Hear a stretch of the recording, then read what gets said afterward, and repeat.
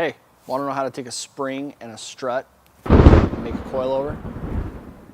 Fine, I'll show you. All right, before we get started, let's get our gear all laid out. You're going to need your Foam Cell Pro strut. You're going to need instructions, a 2.5 mil Allen wrench, a 19 millimeter gear wrench, a crescent wrench or pliers, your strut top, and your hardware pack.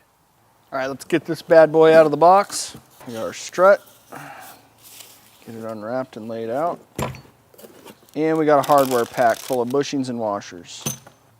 The parts on your strut, starting from the bottom to the top, you got your lower bushing. That's what your lower shock bolt goes through. It's natural rubber. You got a super beefy stem here, 360-degree welded. They're fusion welded and then 360 MIG welded on.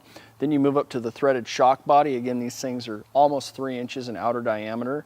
They're 1/8 inch thick, twin tube. Things are built like tanks. Then you've got your adjustable lock collars, and these are how you adjust your preload on your coil up and down.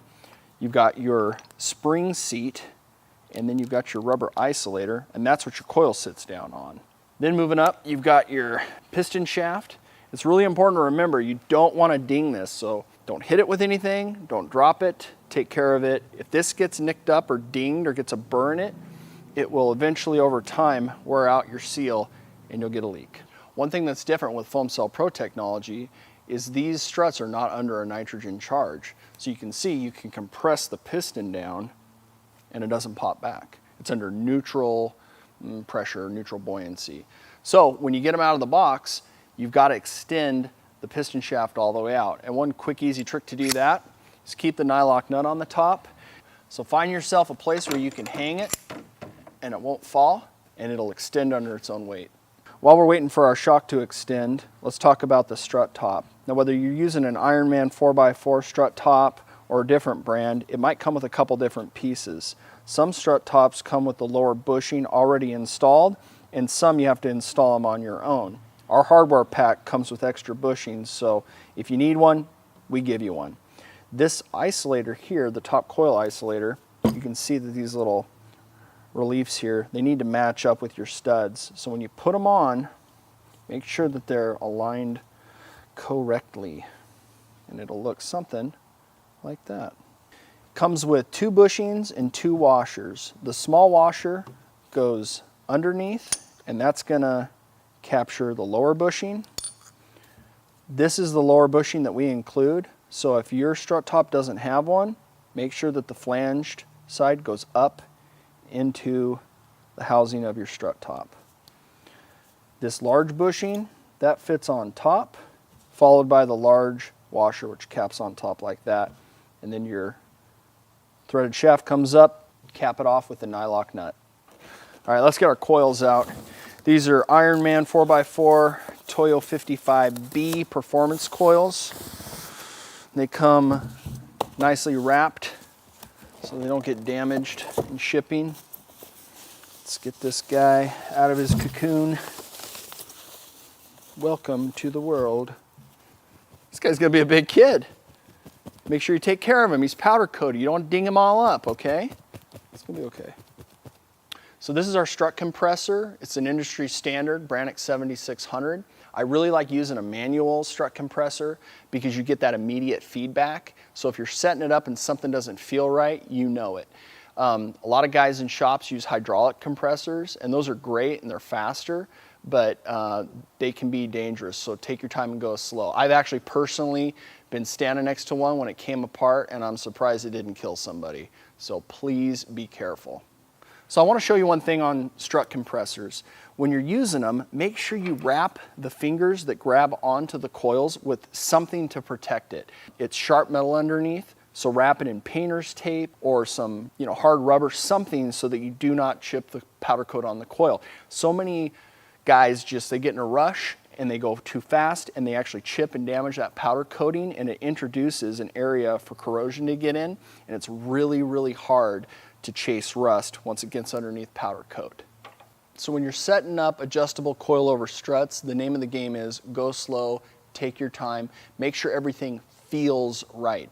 Also, read your instructions on your strut compressor. If you have any questions about doing this, if you're doing it yourself and you don't feel comfortable, go have a pro do it. So your coil, it's not flat. It has a certain angle or pitch to the coil itself. So these fingers are adjustable. So make sure that you get that pitch on the finger to match that ramp of your coil. So here on our Lexus GX460, you can see the strut top here that fits up into the perch. It's worth taking note where these pins are aligned, the way that they're clocked. So it's 2 pins facing outward towards the wheel and 1 all the way in the back towards the engine. So when we take our strut mount and we go to set up our adjustable coil over, we'll make sure we remember the positioning so that we set it up correctly. Let's get our strut top put up on top of our coil.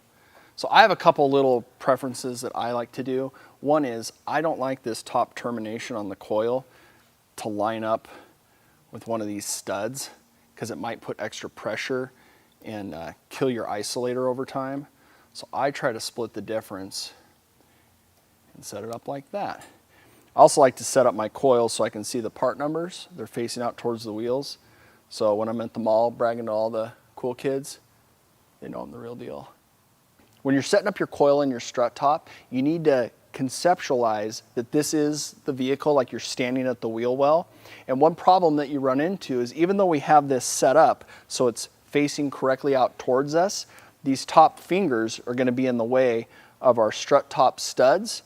So we need to change our positioning. Now we can go left or right, it doesn't matter, but just remember, if we're changing our approach, we need to keep that in mind. So I'm going to rock this 1/3 to the left so that we can get our fingers onto our strut top. And now, if I was standing at the wheel well, I would be looking at the coil head on this way. So another way to get your positioning correct is if you pull your stock strut out before you put this together, you can also kind of mark and get a better understanding. So you can use it as a template or a guide. You can hold it next to you and go, okay, if this is how it goes, if this is how my stock one fits, this is how the Ironman 4x4 one is going to fit. So I do that too sometimes. All right, now that we have the top fingers all lined up, we're going to sandwich them down on top of our strut top. And there's 2 ways to do it. You can either clamp down on the top of the strut top or you can clamp down on the coil. But I like to clamp down on top of the strut top because it gives us a nice flat surface and it ain't going anywhere anyways. So we'll give this about 4 or 5 good turns.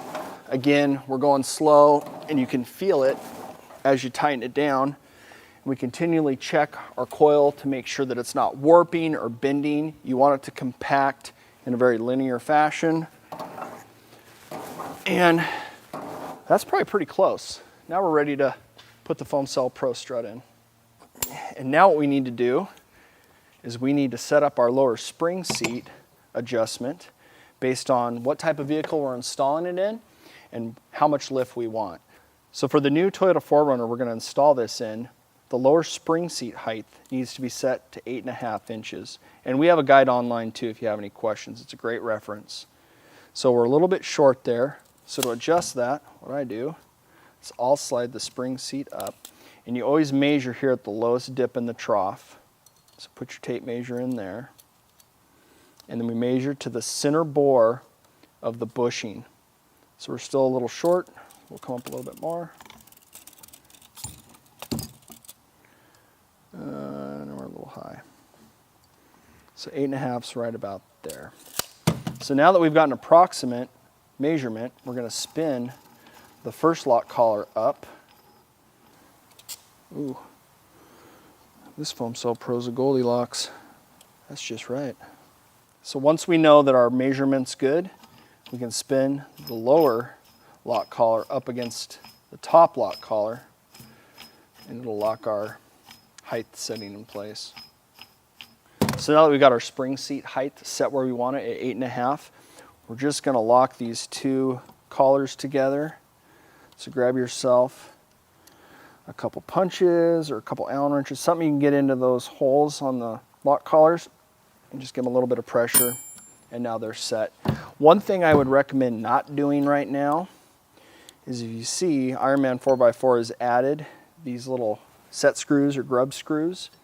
Don't tighten them down yet, because once you get them in your vehicle, if you decide that you don't like the way your truck's sitting, if you need to raise it or lower it, If you tighten these set screws down now, you might mar these threads, and if you have to do any adjustment, it's a real pain to back them off and then try to adjust these lock collars because the threads are beat up. So wait till you've got it set exactly where you want it, and then you can tighten them down.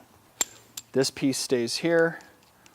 Also, if you have any questions about the way that this setup works, check in your instructions.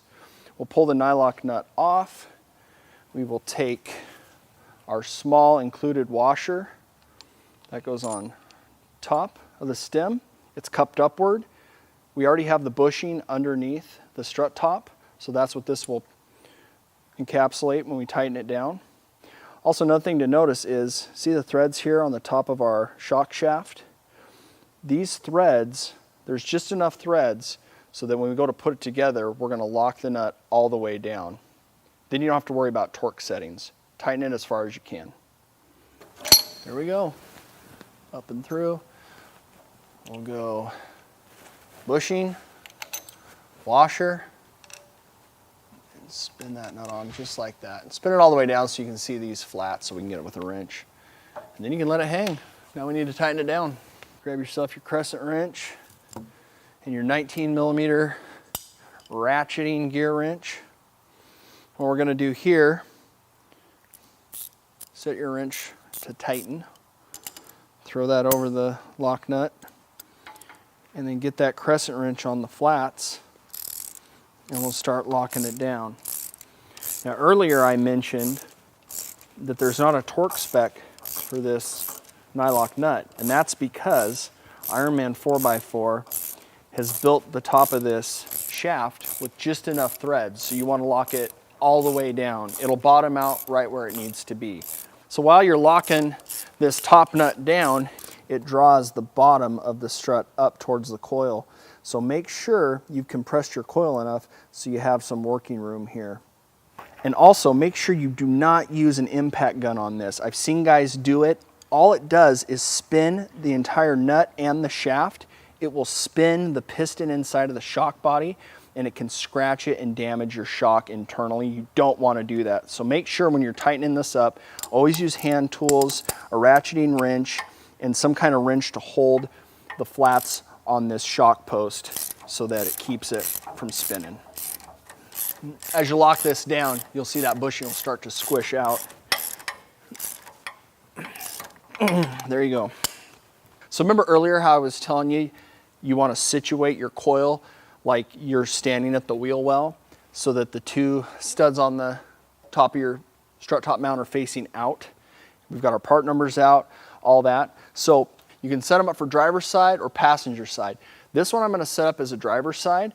I want the sticker facing forward, and the mount, the shock mount, should be perpendicular to the way that the strut top's going to mount in the vehicle. So that is just about perfect, and then we can rotate our lower spring seat around. And one thing right here to note is as we loosen our strut compressor, it's going to take pressure off the spring, and this will tighten up. So make sure the end of your coil isn't jammed up against this ramp. You actually want it backed away just a hair so that it doesn't touch, because eventually over time it'll just eat that isolator away if it's up against that ramp, and then you'll have metal on metal. Don't want that. So now that we have it clocked correctly and aligned in position, we can take the tension off. So slowly back it out, and sometimes I even get down here and watch that lower spring seat, and with one arm just loosen it up. You do not want to put your fingers or anything close to here. Good way to lose your fingers. We'll double check that spring seat so that the coil's not against that ramp. Nice and slow. Cool. All right, this turned out perfect. We didn't scratch or chip our powder coat. It's positioned exactly how we want it. We can see our part numbers, our high-speed stickers. This thing looks great. Now, all we need to do is get it installed, see how the truck's gonna sit, and if it's at the correct ride height that we want, we can tighten up our set screws, and we're done. All right, it's time to get this beast installed into our rig. Don't forget the hardware that you're gonna need for your strut top. Hey, I hope you liked the video. I wanna take a minute to thank my good buddy Brannick. Couldn't have done it without his support. If you wanna check out this awesome gear, get yourself some, go to Ironman 4x4 America.com. You can also follow us around on the social medias at Facebook, Instagram, and the whatnot.